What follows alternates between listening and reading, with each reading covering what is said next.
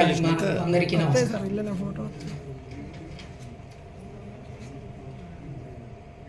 పద్మశాలి కవి మిత్రులతో సమ్మేళనం ఏర్పాటు చేయడం నిజంగా ఇదే మొదటిసారి అనుకుంటాను.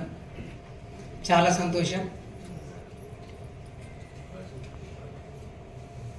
సకల మానవ కోటికి ప్రాథమిక అవసరాలు 5: కూడు, గూడు, 3వ అవసరం గుడ్డ, 4వ అవసరం విద్య, 5వ అవసరం వైద్యం.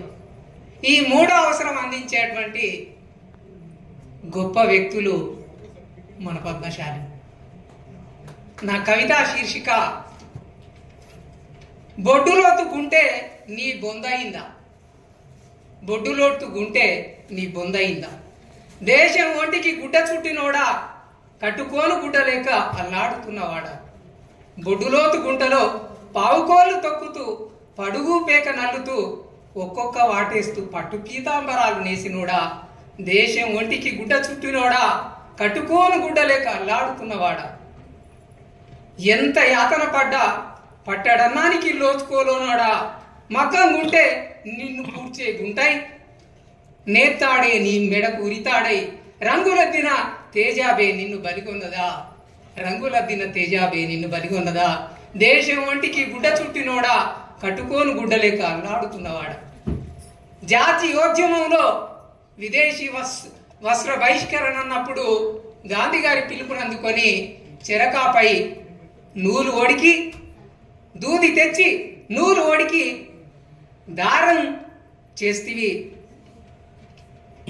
ఆసు మీద పడుగు పోసి దాన్ని గంజిల నానేసి సరిచేసి పాగడ చుట్టి అచ్చు అతికి ఇంటిది కండెలు చుట్టగా మగ్గం మీద ఒక్కొక్క వాటేస్తూ ఒక్కొక్కసారి నాడెగిరి పడితే అది కంతకు మోకాలుకు తగిలితే ఆ బాధనంతా భరించినోడా, దేశం ఒంటికి గుడ్డ చుట్టినోడా, కట్టుకోని గుడ్డ లేక అల్లాడుతున్నవాడా, ఓ పద్మశాలీడా, ఓ ప్రతిభాశాలీడా,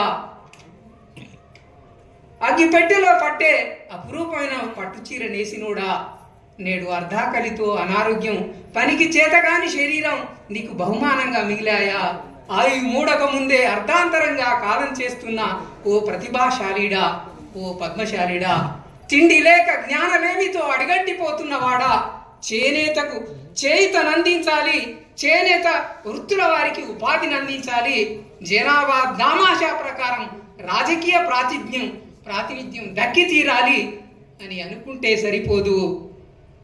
నువ్వు మార్కుండే వంశ గోత్రస్తుడివిరా, లే లే మీనమేషాలు లెక్కించకు, నీకై నీవు ఉద్యమించక తప్పదు, ఏది తనంతట తానుగా నీ దరికి రాదు, కొట్లాడి సాధించుకోవాలి. జై పద్మశాలి, జై జై పద్మశాలి.